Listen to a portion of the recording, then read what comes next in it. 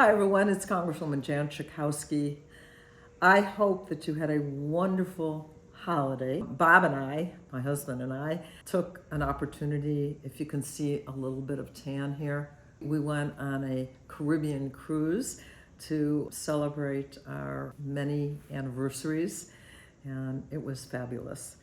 Now I'm back in Washington, and we're going to be in Washington for the next 2 weeks. The Progressive Caucus has a list of things that we're hoping still could get done. One is that President Biden would reappoint Lena Khan, who's chair of the Federal Trade Commission, does so much for protecting consumers. Also, do some disaster relief. There has been the need, as you well know, all across the country for states and cities and neighborhoods to get some help. We are hoping that we're going to be able to get more judicial candidates approved.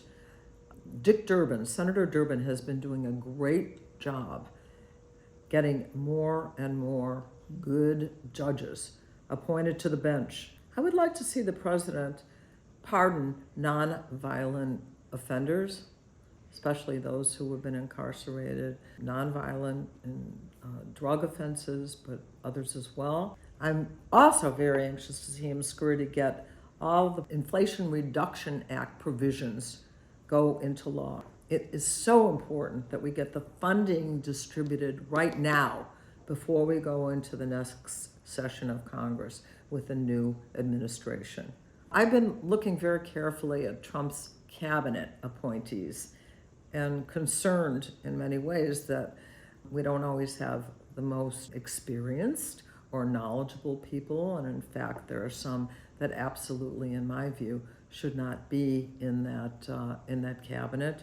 I think the Senate already showed the way, saying that Matt Gaetz could not be part of the cabinet. There are others that need scrutiny. But in any case, I think we're going to have to watch carefully some of the new appointees that will be in the cabinet or likely to be in the cabinet. I want to make sure, as much as possible, that we get people who are really trained to do these jobs and can make sure that our government continues to function well. But there is also, despite what some people think, plenty of room for bipartisan work. For the last 2 years, I have been ranking member of the committee that deals with consumer protection, and Gus Bilirakis, who is from Florida, a colleague from Florida, and I have done a lot of good work. Every year, I join Illinois PIRG and Kids in Danger, two organizations that have been alerting families about dangers in Toyland, about the toys, the products that are unsafe for children. I was there this time. Among the things that we raised in the press conference is that water beads that are available in a number of different sizes often are a danger to children. If they swallow them, they can expand in their bodies, and it's very dangerous. Older children may be able to play with them safely, but if the youngster is also in the house, this can be a real danger.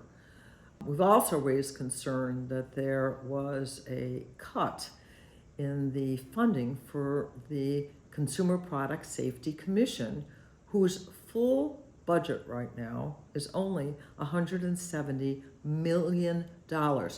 Now, I don't think there is any other agency that doesn't have a B for billion behind their name. This is one of the most important protections that we have through the CPSC. I call it small and mighty, but it doesn't have enough money, and yet the Republicans were willing to cut it by $1.5 million.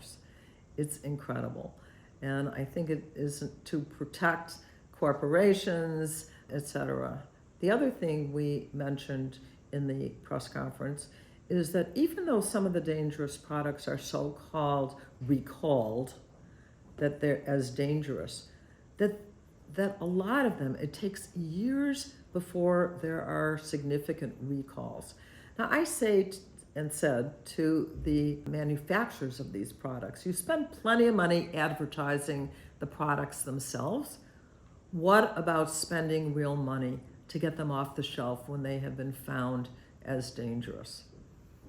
So I was glad to participate with both groups, with Illinois PIRG and Kids in Danger, but unfortunately that wonderful organization has now disbanded and gone out of business, but the work will continue, and I look forward to making sure we're going to have safer toys. But you as a consumer have an opportunity to go to saferproducts.gov, where you can get information about products that have been recalled and products that are dangerous. So I am a member of the Haiti caucus. I have been involved with Haiti most of the time that I've been in the Congress, because I had the opportunity to meet Paul Farmer, who started Partners in Health up in Haiti, one of the most magnificent leaders in international health, who died too young.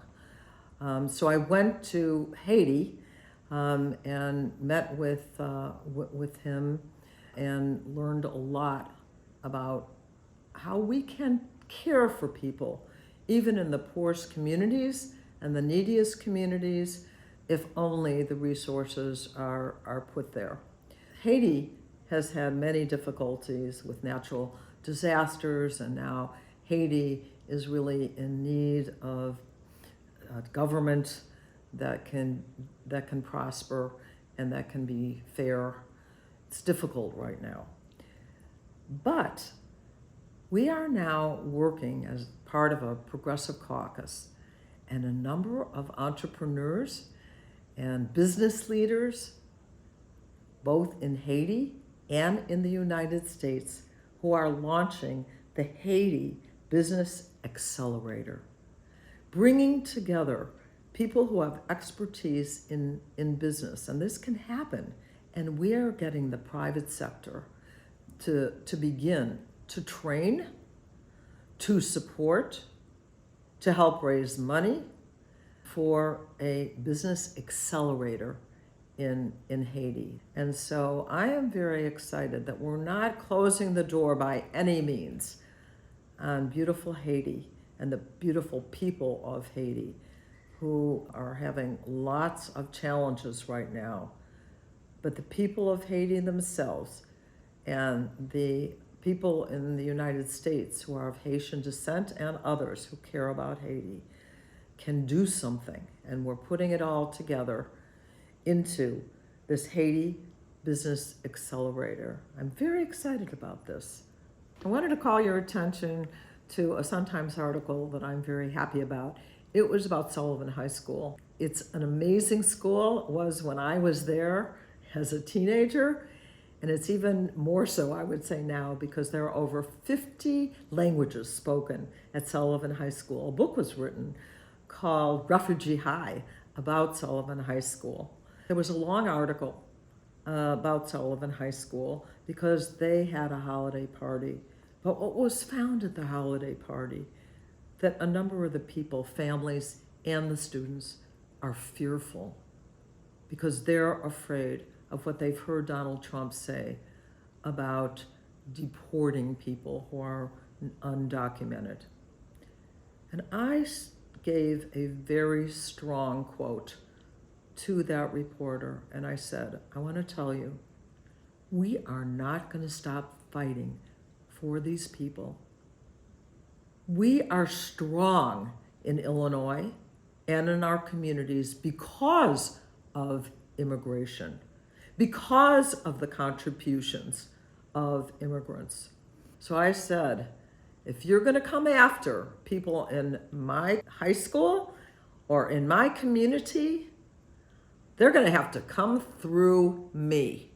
I am ready to fight on their behalf. I want them to feel brave and strong. We will push back. We have great support in our community for immigrants because we are full of immigrants from everywhere around the world, and we benefit from them. So I am geared up for that fight, ready for it, to protect our welfare as a country, as a community, and certainly because of our families. So there's plenty of opportunity to be optimistic and reason to be optimistic. So while this is a very challenging time, I am looking forward to finishing this session of Congress, and then we're going to be moving on in January to the next session of the United States Congress. So I hope you'll have a great week, and we'll talk again very soon. Thanks so much. Thank you for watching my video. Make sure you subscribe to my YouTube channel and follow me on Instagram, Twitter, and Facebook, where my handle is @Jan Schakowsky.